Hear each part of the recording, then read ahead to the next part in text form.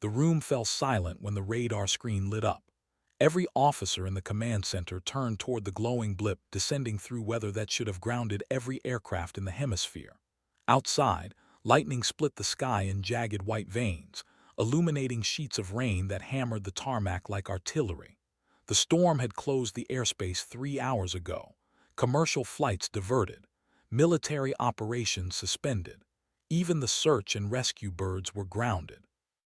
Yet something was coming in hot. No transponder, no radio contact, no clearance.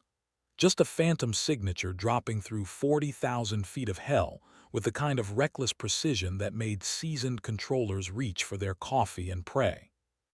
General Marcus Haverson stood with his arms crossed, jaw tight, watching the blip descend. He'd been in the Air Force for 32 years, seen combat in 3 theaters, commanded wings that dropped ordnance on targets that didn't exist on any map. But this was different. The transport plane had been declared lost 6 hours ago, somewhere over the Hindu Kush with a cargo manifest that was still classified above his pay grade. The last transmission was garbled, something about hydraulic failure and mountain turbulence. Search grids were drawn up, casualty notifications prepared. The general had made the call himself, informing the Joint Chiefs that the mission was a loss. He'd written the names in his ledger, the one he kept in his desk drawer, 12 crew, 1 pilot. He'd told the president it was over. But the radar didn't lie. Tower Chief Angela Reeves stood beside him, headset around her neck, eyes locked on the screen. She'd been tracking air traffic for 16 years and had never seen an approach like this. No landing lights, no communication, just a massive 4-engine turboprop cutting through the storm like it was threading a needle in the dark. Whoever was flying that bird wasn't just good. They were something else entirely. The kind of pilot you heard about in stories told over whiskey and officer clubs, legends that were half myth, half truth, and entirely terrifying. The descent angle was too steep, the speed too controlled. It defied logic, physics, and every regulation in the book. "Sir," Reeves said quietly, "that's a C-130J registration matches the lost bird."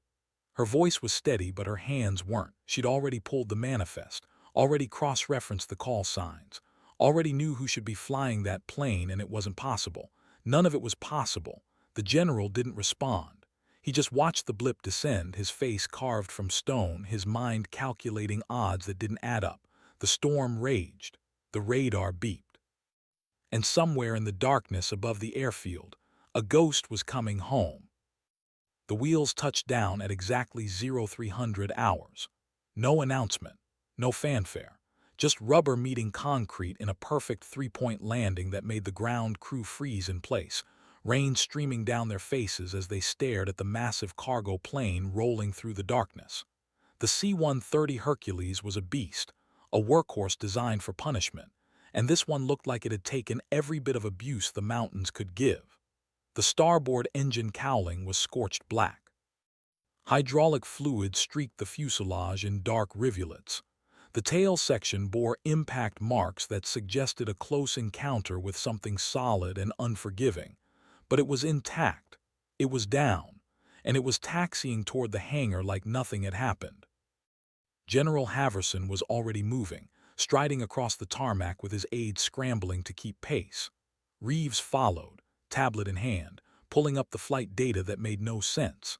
The aircraft had been off radar for 5 hours, vanished into a storm cell over terrain that had claimed better pilots in better weather. The last known position put it 200 miles off course, fuel critical, hydraulics failing.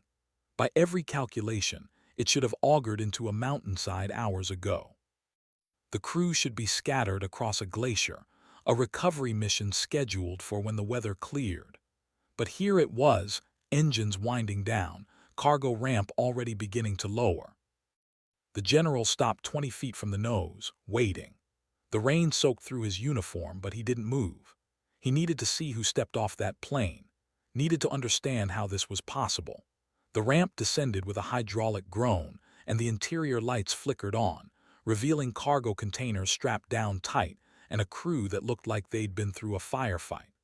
They moved with the stiff efficiency of people who'd burned through their adrenaline hours ago and were now running on muscle memory and spite. Then she appeared at the top of the ramp. Tall, lean, flight suit dark with sweat and grime, helmet under one arm. Her hair was pulled back tight, strands plastered to her face. Her eyes were rimmed with exhaustion, but they were sharp, scanning the tarmac with the practiced wariness of someone who'd learned not to trust anything until boots were on solid ground. She descended the ramp slowly, each step deliberate, and when she reached the bottom, she snapped a salute that was parade ground perfect despite the tremor in her hand. "Captain Maren Voss, reporting mission complete, sir." Her voice was hoarse, roughened by hours of shouting over engine noise and storm wind. The general returned the salute, his expression unreadable. "Captain," he said slowly, "you were declared lost 6 hours ago." Maren didn't blink. "Reports of my death have been greatly exaggerated, sir." It was the kind of line that would have gotten a lieutenant chewed out, but coming from her, standing in front of a plane that shouldn't exist, it carried weight. The general almost smiled. Almost. They debriefed her in the secure facility underground, the one with walls thick enough to stop any signal from getting in or out. Maren sat at the metal table, a medic checking her vitals while an intelligence officer set up recording equipment. She'd refused coffee, refused food, refused everything except water and 5 minutes to call her crew's families. The general had granted it. Whatever had happened up there, she'd earned that much. Now, 2 hours later, with dawn starting to gray the horizon, she sat across from Haverson and 2 bird colonels she didn't recognize, and told them a story that sounded like fiction. The mission had been simple on paper. Insertion run into a remote outpost in the Afghan highlands, dropping supplies and extracting a logistics team before winter locked down the region. Standard cargo haul, the kind she'd flown 100 times. But the weather deteriorated faster than forecasted, and the outpost coordinates were compromised. Enemy fire lit up the valley as they made their approach, anti-aircraft tracers stitching patterns through the darkness. She'd pulled up hard, engines screaming, the airframe shuddering as she climbed through air so thin it barely held them. Then the hydraulics failed. Not degraded. Failed. Complete loss of flight control authority. The stick went dead in her hands, and for 10 seconds that felt like 10 years, the C-130 was just a brick falling through the sky. She didn't explain how she regained control. The technical language got dense. Auxiliary systems, manual trim, differential engine thrust. But the bottom line was she'd flown the bird on nothing but throttle and guts for 3 hours, navigating by dead reckoning through a storm that turned the instruments into abstract art. No GPS, no autopilot, just her and 80 tons of metal and fuel and cargo that needed to get home. The crew had stayed strapped in, silent except for the loadmaster calling out altitude and airspeed from the backup gauges. They'd crossed the border at 400 feet, skimming ridgelines in zero visibility, fuel gauges reading empty, engines coughing. She'd found the airfield by memory and prayer, lined up an approach she couldn't see, and put the plane down like she was parking a car. The room was silent when she finished. One of the colonels cleared his throat. "Captain Voss, what you're describing is highly irregular." Maren met his eyes without expression. "Yes, sir, it was a highly irregular night." The general leaned back in his chair, studying her. He'd read her file before the mission. Knew she'd come up through the Guard, not the Academy. Knew she'd flown commercial for a few years before 9/11 brought her back. Knew she'd logged more combat hours than most pilots twice her age, but had been passed over for promotion 3 times because she didn't fit the profile. Too quiet, too unorthodox, too willing to break formation when the situation demanded it. The kind of pilot who made commanders nervous because she couldn't be categorized, couldn't be predicted, couldn't be controlled. And now she'd done the impossible and was sitting in his office like it was just another Tuesday. He respected that. Feared it a little too. "Captain," Haverson said carefully, "your crew is saying you saved their lives, that without your actions none of them would have made it home." Maren's expression didn't change. "They would have done the same for me, sir." It was deflection, classic aviator humility, but the general wasn't buying it. I've been flying since before you were born, Voss. I've seen good pilots and great pilots and a handful of pilots who were touched by something beyond training. What you did last night wasn't luck. It wasn't procedure. So I'm asking you directly, how did you bring that plane home? She was quiet for a long moment, her gaze distant, seeing something the rest of them couldn't. When she spoke, her voice was softer. I made a promise, sir, a long time ago, that I'd never leave anyone behind, that whatever happened, I'd bring my crew home. Last night I kept that promise, that's all. It was the truth, but not the whole truth. The general could see it in her eyes, the weight of something she wasn't saying, but he also knew better than to push. Whatever had happened in that cockpit, in the darkness above the mountains with the gauges dead and the controls unresponsive, was between her and the sky. He stood, signaling the end of the debrief. Get some rest, Captain. We'll talk more when you've slept. Marin rose, saluted, and turned to leave. At the door, she paused. Sir, the cargo, it made it intact. Whatever was in those containers, it's secure. The general nodded slowly. I know, that's why you're still breathing. A lot of people were counting on that delivery. She almost smiled. Then they hired the right pilot. And she was gone, leaving the room in a silence that felt heavier than before. One of the colonels whistled low. She's either the best pilot I've ever seen or completely insane. Haverson picked up her file, studying the photo clipped to the front. Probably both, he said quietly. The story spread through the base like wildfire. By noon, every airman, every mechanic, every coffee-pouring clerk in the logistics office knew about the ghost plane and the pilot who'd flown it home on willpower and spite. Details mutated with each retelling. Some said she'd dodged missiles, others that she'd landed with one engine. A few whispered she'd flown blind for 50 miles. The truth was dramatic enough, but military bases ran on mythology, and Marin Voss was rapidly becoming legend. She didn't hear most of it. She was asleep in the transit barracks, dead to the world for 16 hours straight, her body finally surrendering to exhaustion. When she woke, it was dark again, and for a disorienting moment she thought she was still in the cockpit, the storm hammering the windscreen, the controls slack in her hands. Then reality settled, and she was just in a narrow bunk with regulation sheets and a pillow that smelled like industrial detergent. She sat up slowly, feeling every year of her 38 years and a few more besides. Her shoulders ached. Her hands were stiff. There was a bruise across her ribs where the harness had dug in during the worst of the turbulence. She dressed in silence, pulling on a fresh flight suit someone had left folded at the foot of her bunk. Her boots were still wet from the rain, leather stiff and uncomfortable. She laced them anyway, the routine soothing familiar. Outside, the base was quiet, the kind of deep night stillness that came at 0300 when even the determined insomniacs had surrendered to sleep. She walked to the flight line, hands in her pockets, breath misting in the cold air. The C-130 sat in the maintenance hangar, surrounded by technicians who were taking it apart with the meticulous care of surgeons. Panels were removed, engines opened, every system inspected. She stood in the shadows, watching them work. You're supposed to be resting. The voice came from her left. She turned to find her co-pilot, Lieutenant Felix Ordega, leaning against a tool cart with a styrofoam cup of coffee in each hand. He offered her one. She took it, grateful.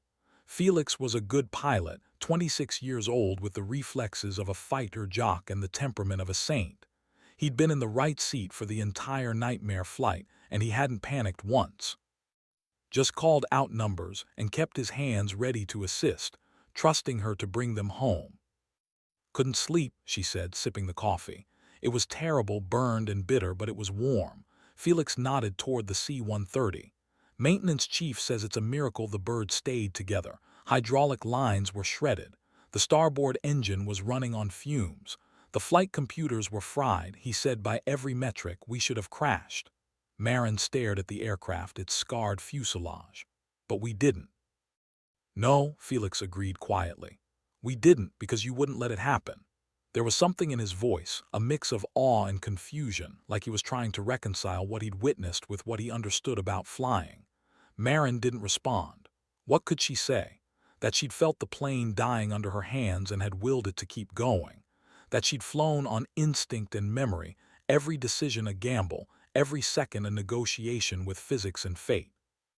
That somewhere in the storm, when the instruments were useless and the controls unresponsive, she'd heard a voice, not external, not a radio transmission, but something internal, a whisper that told her which way to turn, when to throttle up, how to find the airfield through the darkness. She'd never say that out loud. They'd ground her for psychological evaluation. "You saved my life," Felix said. "Saved all of us. I don't know how and I don't care. I just wanted to say thank you." Marin looked at him, saw the sincerity in his eyes. "You're a good pilot, Felix. You kept your head when most would have lost it. That matters." He shook his head. "I just followed orders. You're the one who flew us out of hell." She almost smiled. "That's the job. We bring the crew home, always." They stood in silence, watching the technicians work. After a while, Felix spoke again. "They're calling you the Storm Rider, the crew. They say you rode the storm home." Marin frowned. "That's ridiculous." "Maybe, but it's what they're calling you," she sighed, knowing there was no point in fighting it. Call signs stuck, especially the ones you didn't want. Storm Rider was better than some she'd heard, better than Lucky, which implied chance instead of skill, better than Ghost, which suggested she was already dead. It had a ring to it, a weight. She could live with that. "Get some rest, Felix. We'll have another mission soon." He nodded, pushed off the tool cart and walked away, leaving her alone with the coffee and the distant hum of hydraulic tools. She stayed until dawn, watching them rebuild her plane piece by piece, system by system. When the sun finally crept over the horizon, painting the tarmac in shades of orange and gold, she turned and walked back to the barracks. The base was waking up, the rhythm of another day beginning. Somewhere a bugler played reveille. Somewhere engines roared to life, and Marin Voss, Storm Rider, went to file her report. The official report took 3 days to write. Marin sat in a borrowed office with a laptop and a stack of technical manuals, reconstructing the flight from memory and instrument logs. The story had to be precise, every decision justified, every action documented. The Air Force didn't reward cowboys and what she'd done, flying a crippled aircraft through hostile territory in zero visibility, walked the line between heroism and recklessness. The difference was outcome. She'd brought the crew home. She delivered the cargo intact. That bought her credibility, but it didn't erase the questions. Major Catherine Reyes, the investigating officer, sat across from her, reading through the draft. Reyes was a career aviator, 15 years in transport command, with a reputation for being fair but unforgiving. She'd been grounded after a botched landing in Iraq, spent 2 years behind a desk before clawing her way back into the cockpit. She understood the stakes, understood what it meant to have your judgment questioned, your competence doubted. She looked up from the report, her expression neutral. "This is a very dry account, Captain, almost clinical." Marin kept her voice even. "I'm documenting what happened, ma'am, not writing a novel." Reyes smiled faintly. "Fair enough, but the technical details don't explain everything. You lost hydraulics at altitude in a combat zone. Standard procedure would have been to divert to the nearest safe airfield or initiate controlled bailout protocols. You did neither. You pressed on for 3 hours through conditions that should have killed you. I need to understand why." It was a fair question. Marin had known it was coming. "The cargo couldn't be compromised, ma'am, and the crew, diverting would have put us over hostile territory with no way to defend ourselves. Bailing out would have scattered us across mountains in a blizzard. The best chance for survival was to bring the bird home, so that's what I did." Ray studied her for a long moment. "You're aware that your decision put 12 lives at risk." "I'm aware that my decision saved 12 lives, ma'am." The words came out sharper than intended, but Marin didn't take them back. She'd made the call in the moment, weighed the risks, accepted the consequences. Second-guessing it now, in a climate-controlled office with hot coffee and clean uniforms, was an insult to the reality of that night. Reyes leaned back in her chair. "Off the record, Captain, I think you made the right call. On the record, you violated multiple regulations and put Air Force assets in unnecessary danger. The brass is going to have to decide which version of events they want to believe." Marin nodded slowly. She'd expected this.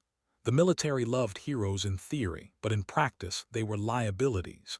Heroes broke rules, made commanders uncomfortable, inspired dangerous ideas in the ranks. Better to have competent, obedient pilots who followed the manual. Safer that way, predictable. Marin had never been predictable. What happens now? She asked. Reyes closed the laptop. Now we wait. The general will review your report, consult with the chain of command, and decide whether you're getting a medal or a reprimand. Maybe both. She stood, extending her hand. Marin shook it. For what it's worth, Voss, I'd fly with you any day. It was high praise coming from Reyes. Marin felt something loosen in her chest, a tension she hadn't realized she was carrying. Thank you, ma'am. Reyes left, and Marin was alone again, staring at the closed laptop. She thought about the flight, about the moment when everything went wrong, the instruments failing, the controls going slack, the storm closing in like a fist, and the voice, that quiet, insistent whisper that had guided her through the darkness. She'd never mentioned it in the report, never would. Some things couldn't be explained, only experienced. Some truths lived in the space between heartbeats, in the silence between radio transmissions, in the moment when training ended and instinct took over. She powered down the laptop, stood, and walked out into the afternoon sun. The base was busy, aircraft taxiing, ground crews loading cargo, the endless machinery of military logistics grinding forward. She moved through it like a ghost, unnoticed, just another officer in a flight suit. That was how she preferred it. The attention made her uncomfortable. She joined the Air Force to fly, not to be famous. The missions were what mattered. The crew, the aircraft. The sacred contract between pilot and machine. The promise that if you took care of the plane, it would take care of you. She walked to the flight line, drawn by instinct to the C-130. It was still in the hangar, still surrounded by technicians, but progress was visible. New hydraulic lines, replacement engine parts, the scorched cowling removed, the metal underneath inspected and certified. The bird was being reborn piece by piece, and Marin felt a fierce pride watching it happen. This was her plane now. They'd been through hell together. That created a bond that couldn't be broken. She climbed into the cockpit, settling into the pilot's seat. The controls were disconnected, the instruments dark, but it didn't matter. She closed her eyes and felt the memory of flight, the rumble of engines, the shudder of turbulence, the delicate dance of throttle and rudder. This was where she belonged. Not in offices, not in briefings, but here, at the edge of earth and sky, where the only thing that mattered was bringing the crew home. The medal ceremony happened 3 weeks later, and Marin hated every second of it. The base theater was packed, full of officers and enlisted personnel who'd heard the stories and wanted to see the Storm Rider in person. She stood at attention in her dress blues, chest tight, jaw clenched, while General Haverson read a citation that made her sound like a character from an action movie. Distinguished Flying Cross. The words echoed in the theater, formal and weighty. For extraordinary achievement while participating in aerial flight. Extreme risk to life. Exceptional skill and courage. All true, technically, but stripped of context, sanitized for public consumption. The general pinned the medal to her uniform, shook her hand, and she saluted with mechanical precision.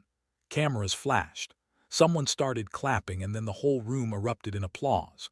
Marin stood there, expressionless, counting the seconds until it would be over. This wasn't why she flew. The recognition, the ceremony, the theater of military honors, it all felt hollow. The real reward had been watching her crew walk off that plane alive. Everything else was just noise. Afterward, there was a reception in the officers' club. She endured an hour of handshakes and congratulations, men and women telling her she was an inspiration, that she'd made the Air Force proud, that her story would be told for years. She smiled politely, said the right things, and escaped as soon as protocol allowed. Felix found her outside, leaning against the building, staring up at the stars. "You okay, Cap?" She glanced at him. "I'm fine, just needed air." He joined her, hands in his pockets. "That was a hell of a ceremony. You deserve it." "Maybe." She didn't sound convinced. "I just did my job, same as you, same as the crew. We all got home, that's what matters." Felix was quiet for a moment. "You know people are going to talk about this forever, right? They're going to ask you about it, write about it, turn it into training scenarios. You're part of Air Force history now." The thought made her tired. "I didn't ask for that." No, Felix agreed. But it happened anyway. You can't control how people see you. You can only control what you do next. It was wise beyond his years, and Marin found herself smiling despite everything. When did you get so philosophical? I've been reading, he said with a grin. Trying to impress the ladies. She laughed, a genuine sound that surprised her. How's that working out? Terribly. Turns out quoting Stoic philosophers makes you sound pretentious. You think. They stood together in comfortable silence, watching the stars. The sky was clear tonight, a vast expanse of darkness punctured by light. Somewhere up there, other pilots were flying, navigating by the same stars she'd used 1,000 times. The thought was comforting. She wasn't alone in this. She was part of a tradition that stretched back to the first humans who looked up and wondered what it would be like to fly. Felix, she said quietly, thanks for trusting me that night, for not questioning my decisions when everything was falling apart. He looked at her seriously. You're my pilot, Cap. I trust you with my life. That's the deal. It was simple, direct, and absolutely true. The bond between crew members was sacred, built on trust that went beyond words. She nodded, feeling the weight of that trust, the responsibility. I won't let you down. I know, he said. That's why we follow you. The next morning, Marin was back on the flight schedule. No fanfare, no special treatment. Just another cargo run, this time to Germany with a load of medical supplies. She pre-flighted the C-130, a different bird, not her scarred veteran, with the same meticulous attention she always gave. Checked the engines, the hydraulics, the control surfaces. Reviewed the weather, the route, the alternates. Briefed the crew. Everything by the book, because the book was written in blood and lessons learned the hard way. Felix was in the right seat again. The loadmaster was a staff sergeant named Gomez who'd heard the stories and was trying hard not to stare. The flight engineer was a veteran named Patterson who'd been flying longer than Marin had been alive and treated the whole Storm Rider thing with amused skepticism. It was a good crew. Solid. Professional. They taxied out at dawn, the C-130 heavy with cargo, engines rumbling. Marin called for clearance, received it, and lined up on the runway. The bird rolled forward, gathering speed, and at rotation speed she pulled back gently. The nose lifted. The wheels left the ground, and they were flying. It was perfect. Blue sky, calm air, the kind of flight where you could set the autopilot and drink coffee. Marin kept her hands on the controls anyway, feeling the subtle vibrations, the small adjustments the aircraft made. She never fully trusted autopilot. It was a tool, useful but fallible. The real flying happened in the connection between pilot and machine, the constant conversation of input and response. Patterson came forward from the engineer's station, leaning between the seats. So, Captain, is it true you landed that bird with no hydraulics? Marin kept her eyes forward. Reduced hydraulics, we had partial authority. That's not what I heard, she glanced at him. Don't believe everything you hear, Patterson, he grinned. But you did fly through a storm that grounded every other aircraft. The storm was there. We flew through it. That's not exactly optional when you're already airborne. Felix snorted. She's being modest. We were in zero visibility for 2 hours. Patterson whistled low. And you found the airfield anyway, Marin shrugged.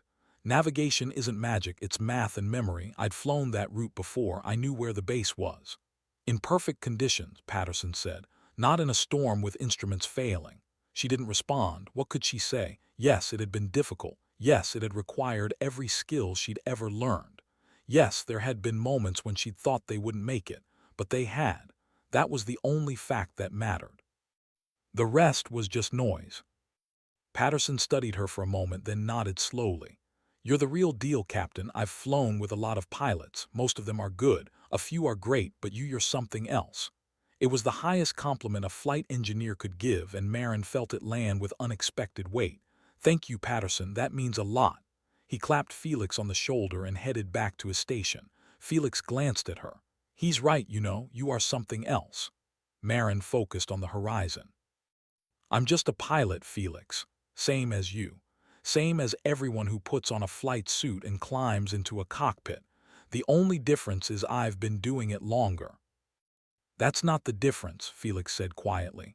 The difference is you love it, not just the flying but the whole thing, the responsibility, the risk, the impossible decisions. Most pilots tolerate that stuff because they have to, you live for it. She wanted to argue but couldn't. He was right. She did love it. Loved the way flying stripped everything down to essentials: speed, altitude, direction. Loved the clarity of it, the honesty. In the cockpit, there were no politics, no hidden agendas, no room for pretense. Just the aircraft and the mission and the crew depending on her. It was pure in a way nothing else in her life had ever been. They flew across the Atlantic, the ocean a blue expanse below, clouds scattered like cotton. The hours passed in comfortable routine: position reports, fuel checks, systems monitoring. Marin rotated with Felix, each taking turns at the controls while the other rested. It was the rhythm of long-haul flying, the patient endurance that defined transport aviation. Not glamorous, not exciting, but essential. The cargo they carried might be medical supplies today, but tomorrow it could be ammunition, equipment, personnel. The mission changed, but the commitment remained constant. Deliver the goods, bring the crew home, repeat. They landed in Germany at dusk, the runway lights glowing in the gathering darkness. Marin greased the landing, tires kissing the pavement with barely a chirp. Patterson came forward as they taxied. "Textbook, Captain, smooth as silk," she smiled. "That's the goal, Patterson, every time." They parked, shut down, and began the post-flight routine. Outside, ground crews moved in to unload the cargo. Marin filled out the logbook, noting minor maintenance squawks, fuel burn, flight time. Everything documented, everything accounted for. The military ran on paperwork, and she'd learned long ago to be meticulous. They billeted in the transient quarters, standard rooms with narrow beds and industrial carpeting. Marin showered, washing away the sweat and tension of the flight, then lay in bed staring at the ceiling. Sleep came slowly. It always did after a mission, her mind refusing to shut down, replaying the flight, analyzing decisions, filing away lessons. She thought about Patterson's words, "You're something else." She didn't feel like something else. She felt like someone who'd spent her entire adult life learning a craft, practicing until the skills became instinct, until flying was as natural as breathing. But maybe that was what made the difference. Maybe dedication, repeated over years, accumulated into something that looked like magic from the outside.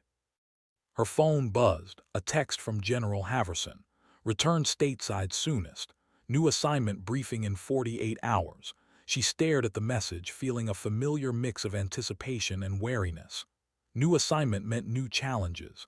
Meant they had something difficult, something that required a pilot with a specific skill set, something they thought she could handle. She typed a reply. Acknowledged. Will advise ETA. Then she set the phone aside and closed her eyes. Whatever was coming, she'd face it the same way she faced everything, with competence, preparation, and an absolute refusal to quit. That was the only way she knew how to fly, the only way she knew how to live. The briefing room was cold, air conditioning set too high, and Marin sat at the conference table with her hands wrapped around a cup of coffee that had gone lukewarm an hour ago. General Haverson stood at the front, flanked by two civilian contractors she didn't recognize, and a Navy captain whose presence suggested this was a joint operation. The lights were dimmed, a projector displaying satellite imagery of terrain that looked like the edge of the world: jagged mountains, deep valleys, no visible roads or infrastructure. "This is the Wakhan Corridor," Haverson began, his voice flat and professional. "Afghanistan's eastern panhandle, bordering China, Tajikistan, and Pakistan. High altitude, extreme weather, politically sensitive. 3 days ago, a reconnaissance team went dark in this region. Last transmission indicated they'd acquired critical intelligence and were moving to an extraction point. They never arrived." The satellite image zoomed in, showing a valley hemmed by peaks. "Intelligence suggests they're pinned down here, roughly 40 kilometers from the nearest viable landing zone. Weather is deteriorating. Enemy presence is confirmed. We have a 72-hour window before the intel they're carrying becomes worthless." Marin studied the terrain, calculating approach angles, fuel requirements, risk factors. It was a nightmare scenario, High altitude, hostile environment, zero margin for error. Exactly the kind of mission they'd give to someone who'd already proven they could fly the impossible. "Why not helicopters?" she asked. One of the civilians spoke up. "Range and altitude. The HH-60s can't carry enough fuel to make the round trip at that elevation. The Ospreys are grounded for maintenance. The only platform with the range, payload, and high-altitude capability is the C-130. He paused. "And the only pilot with demonstrated ability to operate in these conditions is you, Captain Voss." There it was, the real reason she was here. Not because she was the best pilot in the Air Force, though she might be, but because she'd already done something that should have been impossible, and they needed someone willing to do it again. "What's the extraction protocol?" she asked. Haverson brought up another image, this one showing a makeshift landing strip, barely more than a goat path carved into a mountainside. "The team will mark the strip with infrared strobes. You'll have one pass to get in and out. No second chances. If you miss the approach, they're stranded." Marin leaned forward, examining the strip. It was short, maybe 1,500 feet, on a slope with terrain rising on all sides. Landing there would require perfect precision and nerves of steel. Taking off would be even worse, burning fuel to gain altitude while overloaded with personnel, fighting thin air and gravity. "What's the weather forecast?" she asked. The Navy captain answered. "Marginal at best. Cloud ceiling 8,000 feet, winds gusting to 40 knots, visibility under 2 miles, and it's going to get worse. The window is closing fast." Marin sat back, processing. This wasn't a mission. It was a suicide run dressed up in tactical language. But she also knew that somewhere in those mountains, American soldiers were counting on someone to come get them. They'd done their job, acquired the intel, and now they were trapped. Leaving them wasn't an option. Not for her. "When do we launch?" she asked. Haverson met her eyes. 36 hours. That gives you time to study the terrain, brief your